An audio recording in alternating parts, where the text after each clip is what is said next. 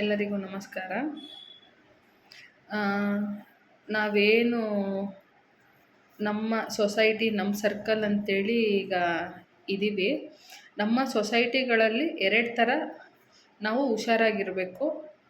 ಒಂದು, ಮನೆಯಲ್ಲಿ ಹೇಳೋರು ಕೇಳೋರು ಇಲ್ಲ, ಗಂಡಸರು ಯಾರೂ ಗಟ್ಟಿಯಾಗಿ ಮಾತಾಡಲ್ಲ ಅನ್ನೋಂಥ ಮನೆಗಳಲ್ಲಿ ಹುಷಾರಾಗಿರಬೇಕು. ಯಾಕೆ ಅಂತೇಳಿದರೆ, ಆ ಥರ ಮನೆಗಳನ್ನ ನೋಡಿಕೊಂಡು ಗಂಡ್ಮಕ್ಳು ಅಲ್ಲಿಗೆ ರೀಚ್ ಆಗ್ತಾರೆ, ಟಾರ್ಗೆಟ್ ಮಾಡ್ಕೋತಾರೆ.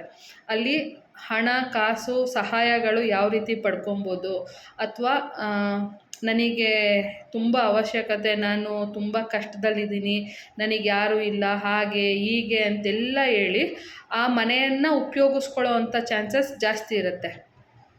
ಇನ್ನೂ ಒಂದೇನು ಅಂತಂತಂದರೆ, ಹುಡುಗಿರ್ಗಿಂತ ಈಗ ಆಂಟಿಗಳು ಹೆಚ್ಚಾಗ್ಬಿಟ್ಟಿದ್ದಾರೆ. ಸೊ ಹೇಳಿ ಕೇಳಿ ಗಂಡ ಸ್ಟ್ರಿಕ್ಟ್ ಇಲ್ಲ ಅನ್ನೋ ಅಂಥ ಸಂದರ್ಭದಲ್ಲಿ ಆ ಥರ ಇಂಡಿವಿಜುವಲ್ ಹುಡುಗರು ಇರ್ತಾರಲ್ವ, ಈಗ ಅವ್ರಿಗೂ ಹೇಳಲಿಕ್ಕೆ ಕೇಳಲಿಕ್ಕೆ ಯಾರೂ ಇರಲ್ವ, ಅಂಥ ಹುಡುಗರನ್ನ ರೀಚ್ ಆಗೋದು, ಅವ್ರನ್ನ ಗುರಿ ಮಾಡ್ಕೊಳ್ಳೋದು ಕೂಡ ಈಸಿ ಆಗಿಬಿಡತ್ತೆ.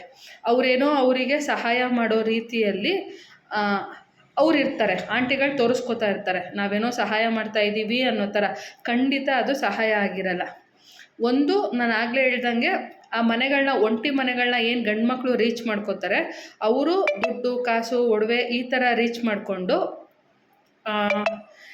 ಏನು ಹೇಳ್ತಾರೆ, ಆ ಮನೇನ ಉಪಯೋಗ ಮಾಡ್ಕೊಳ್ಳೋ ಅಂಥದ್ದು, ದುಡ್ಡು ಕಾಸು ಯಾಮಾರಿಸೋ ಚಾನ್ಸಸ್ ಜಾಸ್ತಿ ಇರುತ್ತೆ, ಅಥವಾ ಅವ್ರನ್ನೇ ಶ್ಯೂರಿಟಿ ಬಳಸ್ಕೊಳ್ಳೋ ಚಾನ್ಸಸ್ ಜಾಸ್ತಿ ಇರುತ್ತೆ. ಒಟ್ಟಾರೆ ಅವ್ರನ್ನೂ ಬಳಸ್ಕೊಬೋದು, ಅಥವಾ ಅವ್ರ ಹತ್ರ ಇರೋ ಹಣ, ಒಡವೆ ಕೂಡ ಬಳಸ್ಕೊಬೋದು. ನಾವು ಅದನ್ನು ಹೇಳೋಕ್ಕಾಗಲ್ಲ ಯಾವ ರೀತಿ ಅಂತೇಳಿ.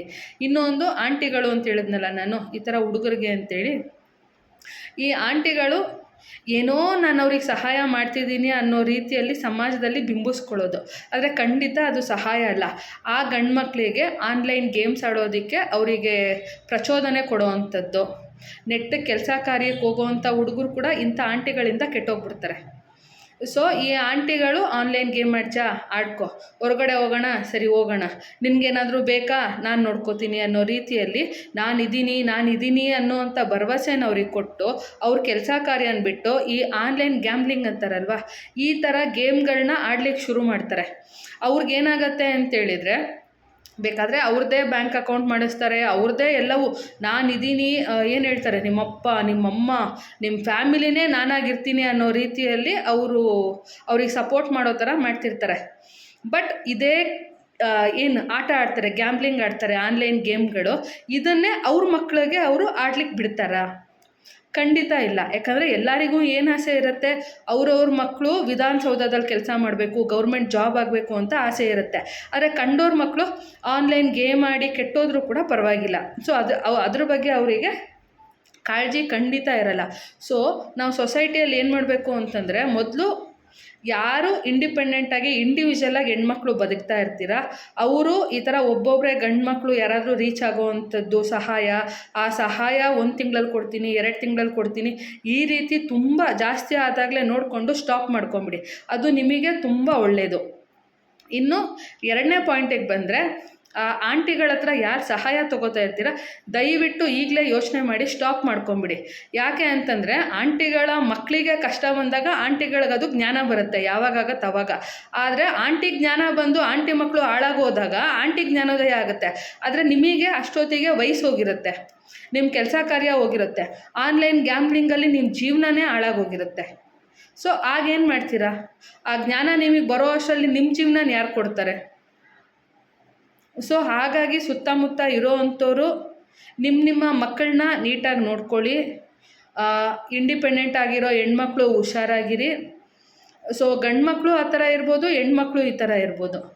ಹಾಗಾಗಿ ನಿಮ್ಮ ಮಕ್ಕಳು ಯಾರಾದರೂ ಕಾಲೇಜು ಈ ಥರ ಎಲ್ಲ ಇದ್ದರೆ, ವಯಸ್ಸು ಹುಡುಗಿರ ಹತ್ರ ಸೇರಿದರೂ ಪರವಾಗಿಲ್ಲ, ಆಂಟಿಗಳ ಹತ್ರ, ಮದುವೆ ಆಗಿರೋರ ಹತ್ರ ಸೇರೋಕ್ಕಂತೂ ಖಂಡಿತ ಬಿಡಬೇಡಿ. ಯಾಕಂದರೆ ಅವ್ರ ಯಜಮಾನ್ರನ್ನ ಕೇಳಿ ಇದೆಲ್ಲ ಮಾಡ್ತಿರಲ್ಲ, ಎಲ್ಲವೂ ಕದ್ದು ಮುಚ್ಚಿನೇ ಆಗಿರುತ್ತೆ.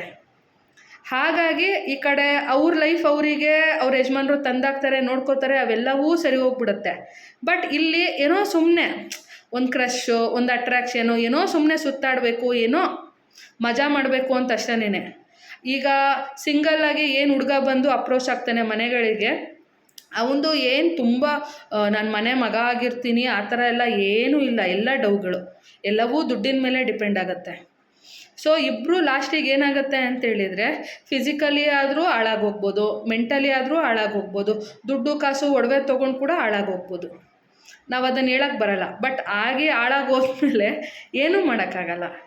ಹಾಗಾಗಿ ಹೆಣ್ಮಕ್ಳೇ ಆಗಿರ್ಬೋದು ಗಂಡು ಮಕ್ಕಳೇ ಆಗಿರ್ಬೋದು ಸ್ವಲ್ಪ ಜಾಗ್ರತೆಯಿಂದ ಇದ್ದರೆ ಈಗ ಪ್ರೆಸೆಂಟ್ ಇರೋ ಸಿಚುವೇಶನ್ಸಲ್ಲಿ ತುಂಬ ಒಳ್ಳೆಯದು ಅಂತ ಹೇಳಕ್ಕೆ ಇಷ್ಟಪಡ್ತೀನಿ.